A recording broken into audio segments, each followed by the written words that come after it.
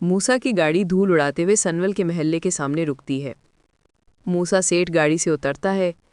سنول اس کے سامنے آتا ہے، سلام کرتا ہے۔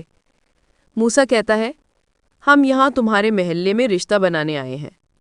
سنول کچھ سمجھ نہیں پاتا مگر مسکرا کر کہتا ہے، یہ تو بہت اچھی بات ہے سیٹھ صاحب۔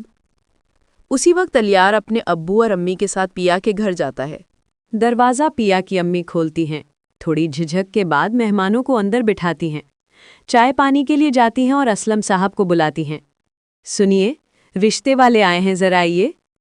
جیسے ہی اسلم صاحب ڈرائنگ روم میں آتے ہیں، ان کی نظر موسا پر پڑتی ہے۔ چہرہ سخت ہو جاتا ہے۔ اسلم کہتے ہیں، تم یہاں کیا کر رہے ہو؟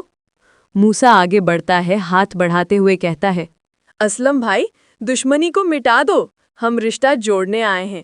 تمہاری بیٹی پیا کے لیے ہمارا بیٹا الیار دل سے چاہتا ہے۔ اسلم صاحب کا غصہ پھوٹ پڑتا ہے۔ تم جانتے ہو موسا، میں تمہارا نام تک سننا پسند نہیں کرتا۔ تم نے میری جائیداد کا جھوٹا کیس ڈالا، میری عزت مٹی میں ملا دی، اور اب رشتہ مانگنے آئے ہو؟ نکل جاؤ میرے گھر سے۔ موسا کہتا ہے، ذرا سوچ لو اسلم، یہ رشتہ ٹھکراؤ گے تو قیمت چکانی پڑے گی۔ اسلم چیخ کر کہتا ہے، میں اپنی بیٹی کا رشتہ کسی چور کے گھر نہیں دوں گا۔ موسا کا چہرہ سیاہ پڑ جاتا ہے، وہ بغیر کچھ کہے گھر سے نکل جاتا ہے۔ اگلے ہی دن اسلم کے گھر پولیس آ جاتی ہے۔ اسلم ہاتھ میں چابیاں لیے گیراج میں کام کر رہا ہوتا ہے۔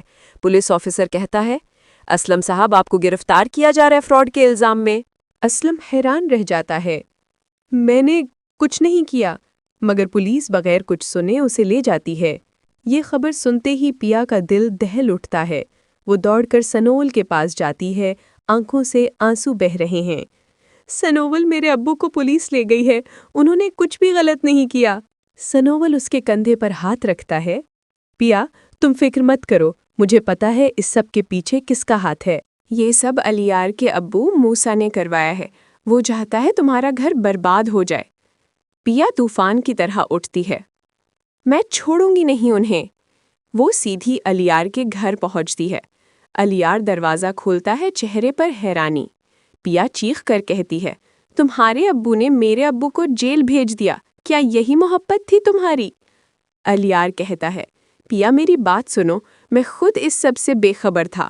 اسی وقت موسا اندر آتا ہے اور کہتا ہے، الیار، تمہیں اس لڑکی سے ملنے کی ضرورت نہیں۔ الیار غصے سے کہتا ہے، ابو، آپ نے غلط کیا ہے، میں اپنی آنکھوں کے سامنے ظلم نہیں ہونے دوں گا۔ الیار اپنے دوست کی مدد سے اصلی ثبوت اکٹھے کرتا ہے۔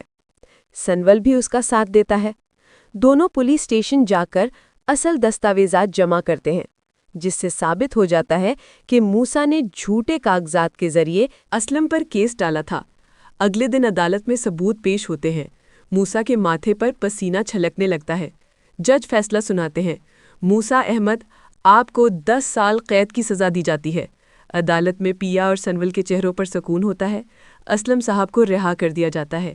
باہر نکلتے ہی وہ سنول کو دیکھتے ہیں، دونوں گلے ملتے ہیں، آنکھوں میں آنسو، دل میں شکر۔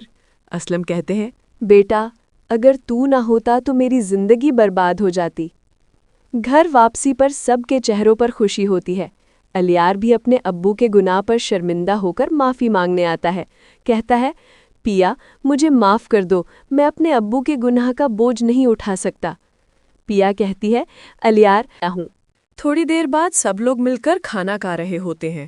سنول اور پیا ایک دوسرے کو دیکھ کر مسکرا دیتے ہیں۔ اسی لمحے اسلم صاحب اعلان کرتے ہیں، میں نے فیصلہ کر لیا ہے، پیا اور سنول کی شادی اس ہفتے ہوگی۔ خوشیوں کی فضا چھا جاتی ہے، ڈھول بجتے ہیں، محفل سجتی ہے۔ شادی کے دن پیا لال جوڑے میں دلہن بن کر چمکتی ہے۔ سنول شہر کی روشنیوں میں اس کے ساتھ ایک نیا سفر شروع کرتا ہے۔